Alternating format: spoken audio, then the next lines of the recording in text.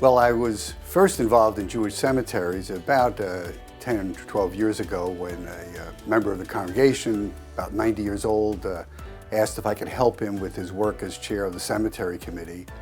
And that's how I first got involved in Jewish cemetery work.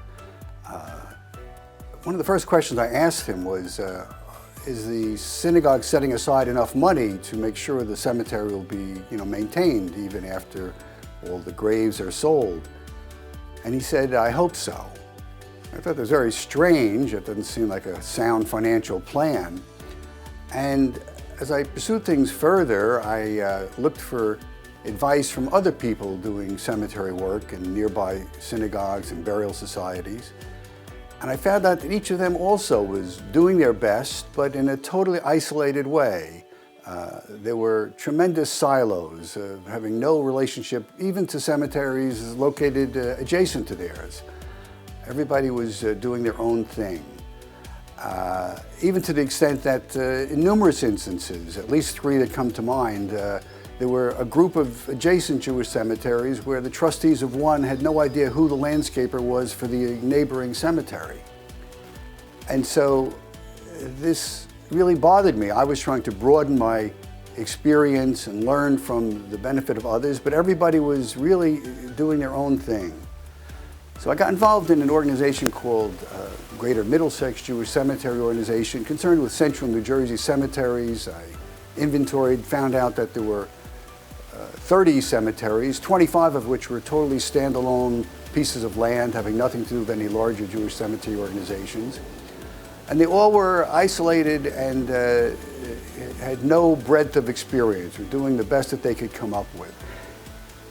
Oftentimes they would have the entire investments, however meager they may be, in certificates of deposit, which is a very inappropriate vehicle for the entirety of an investment that's supposed to last through eternity.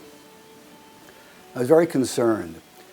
And through my contacts reaching out further and further, CAJAC and I met up with each other, and I was so relieved to learn that here was an organization that had great breadth of experience through numerous cemeteries throughout the New York metropolitan area, knew what were the practices that did work, what didn't work, had contacts with vendors.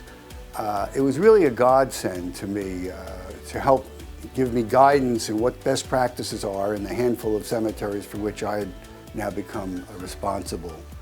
And ever since that day, I've been so appreciative of the guidance and support, technical and moral support, and just sound basic wisdom that I've gotten from CAJAC. We're here in Woodbridge, New Jersey, at the site of a pair of Jewish cemeteries established in the early 20th century, based on the Jewish community at that time thriving in Perth Amboy, New Jersey. There's the Orthodox congregation Beth Israel, which was established in 1905, its cemetery here in Woodbridge, just outside of Perth Amboy, and adjacent to it, the Workman's Circle Branch 95 Cemetery from 1922, a secular labor organization that threw itself in with the cemetery at the end of the 20th century. It threw itself in with the Orthodox synagogue cemetery, and then that synagogue also dissolved, leaving a pair of Jewish cemeteries without any owner. So local Jewish community took it over. Jewish Federation helped bring that all to be, and now we'll see the 2 cemeteries together. The general condition is good, the landscaping is well maintained, but since it is over 100 years old, certainly stones have leaned over the course of the year. A couple of them are down entirely, several of them are leaning dangerously, and they're not going to correct themselves. They need help, and the people who were in that community and are buried here contributed mightily to central New Jersey, but can't speak for themselves any longer.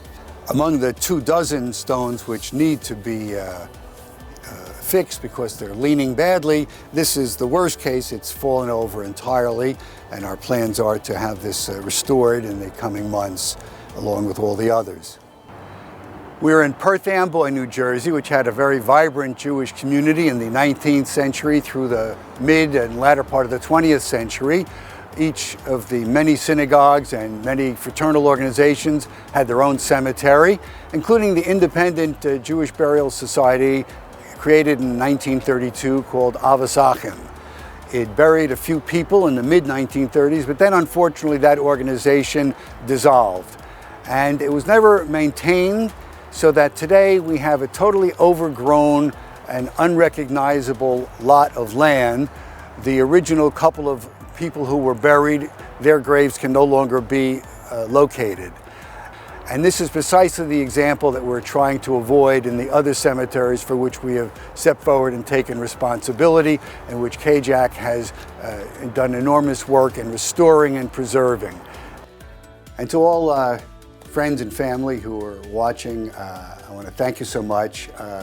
CAJAC is a wonderful organization that cares for those who can't care for themselves, who bring dignity not only to those who have gone before, but to reaffirm the notion that life is important and valuable and beautiful and is worth preserving, and that, God forbid, we shouldn't allow here in the midst of the most affluent Jewish community the world has ever known to allow cemeteries to be neglected, but rather to be maintained in a dignified manner